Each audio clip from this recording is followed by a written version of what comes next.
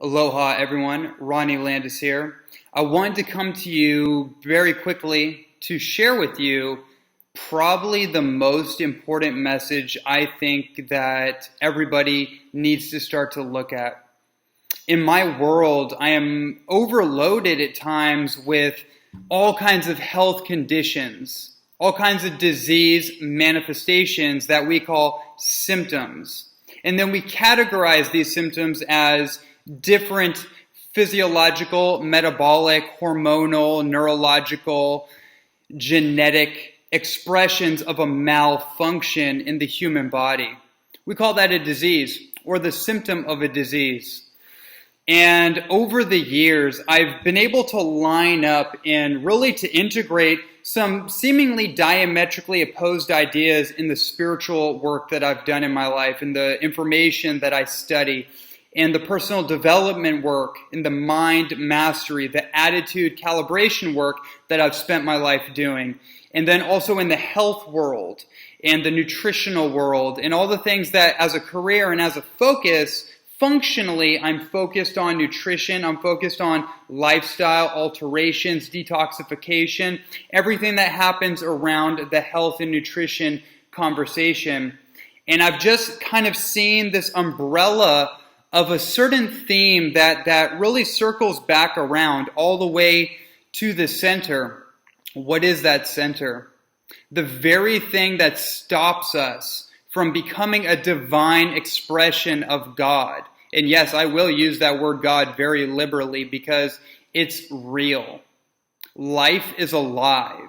It's a living thing. It's a living experience. It's a living teaching. And I choose to call that thing God, the God presence, the God force, whatever. It actually doesn't really matter what you call it. It's the acknowledgement that there's something inside of you. There's something that's permeating and rippling into the unified fabric of our universe and of our immediate environment. And so what I find is that with most people, and I reflect most people back to myself and what's going on with myself, it's a fear, essentially. Now, when I say fear, I don't want to just leave it at that, like, oh, it's just fear. It's a pathology of fear. It's an infectious disease. It's an infectious virus that is harboring in the motherboard of humanity. And it's a mind virus, right? The ancient indigenous aboriginals would call it the Whitaco virus, right? It inhabits our mental space. And that rippling effect of a core fear crystallizes in the physical tissue of the body and creates a hardening, a calcification, atherosclerotic plaque formation that cements itself in the physical tissue of the body. And the tubing system we call the circulatory cardiovascular lymph system, there's a hardening effect. It's a densification or a gravitation. However you want to take a look at it, this fear is a crippling, constrictive vibration, if you will. And that causes a crippling of our physical body, but it causes also something called psychosclerosis. Psychosclerosis is being hard-headed. It's being close-minded. It's having a physical, and this does happen on the physical brain tissue that we find out, but on a thought form perspective, it cripples your ability to think expansively, to think about the limitless possibilities for your life. It tells you stories. There's a narrative going on with fear. There's a narrative. There's a dialogue. There's a self-inflicted drama. And we just call that a story at the end of the day. It's a story you have about yourself. It's a story you have about the people in your life. It's a story you have about what's possible for your life, what you were born to do, what you're here to do on this planet. If you believe in a connection with God or not. I find, just on that note, I find it very interesting as I work with a lot of people with very serious disease conditions and varying on all different gradients of that scale. I find interesting patterns emerge. And when I get down to the core of the thing going on, it usually has some kind of disbelief in a higher power. A lot of people don't actually believe that there is a higher power, right? And what do I mean by that? How do I want to relate that? Because I don't really want to go off on a tangent about the nature of God or anything. I think I'm just called to drive that point. But really, practically, what that means is that we don't believe in ourselves.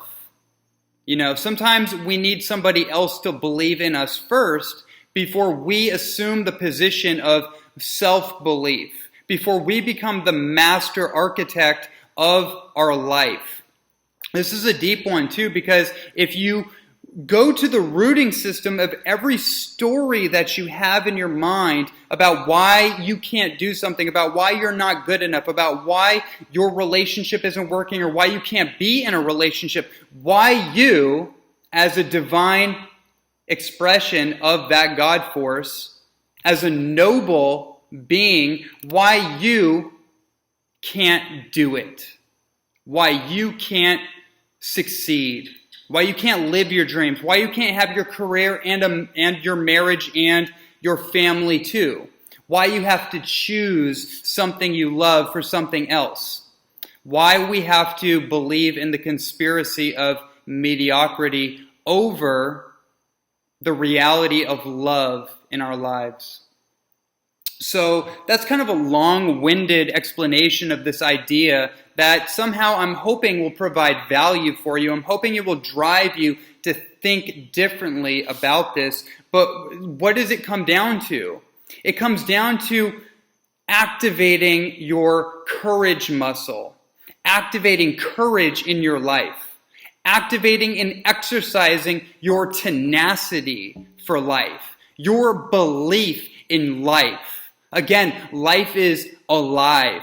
Circumstances are changing. Nothing stays the same. So whatever reason you have about why you can't do something because you don't have enough, you're not enough, you don't have the right people in your life, you don't have enough money, whatever the situation is, the circumstance, if you go within yourself and you start to get to these core rooted fears and you bring them to the surface so you can have a good look at them, what begins to happen in your life is that circumstances start to shape. They start to reform themselves, and they start to be put into a way that actually creates an open door in your life.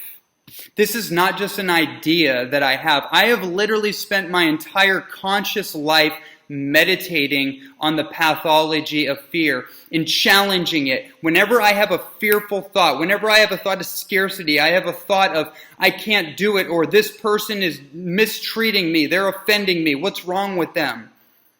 Whatever the thought is, I challenge it because I know now where those thoughts come from. It's a feeling that I get in my body that contracts me. It makes me more defensive. It makes me more agitated.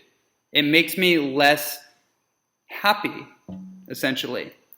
It's a fearful sensation that I feel in my body. And so when that comes up for me, I have really gained the ability through practice of being able to cut that thing off.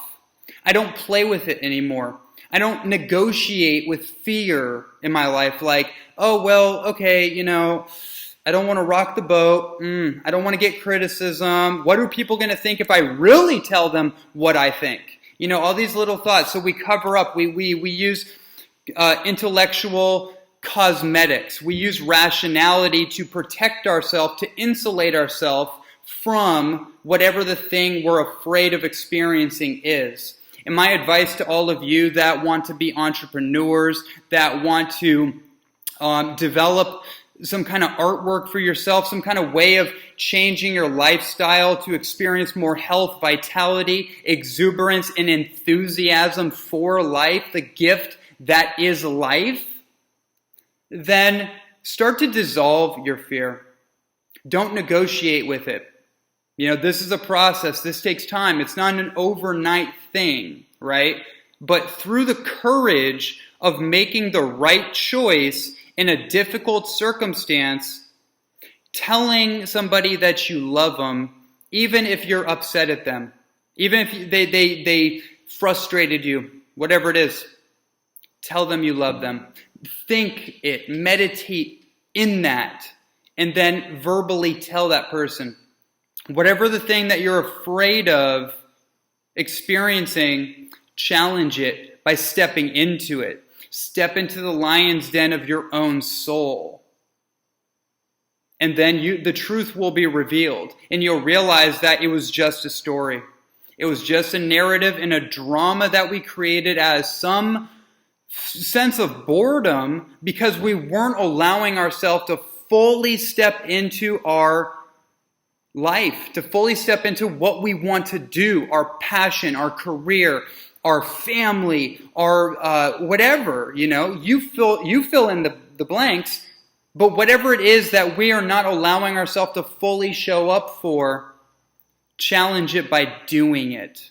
If you think you can't do something, challenge that thought. Say, oh, that's interesting. That's an interesting thought. Thanks for bringing that up. And I'm going to test that in real time. Make your life your laboratory and judge circumstances based on the results, the feedback life gives you from having the courage to act on it.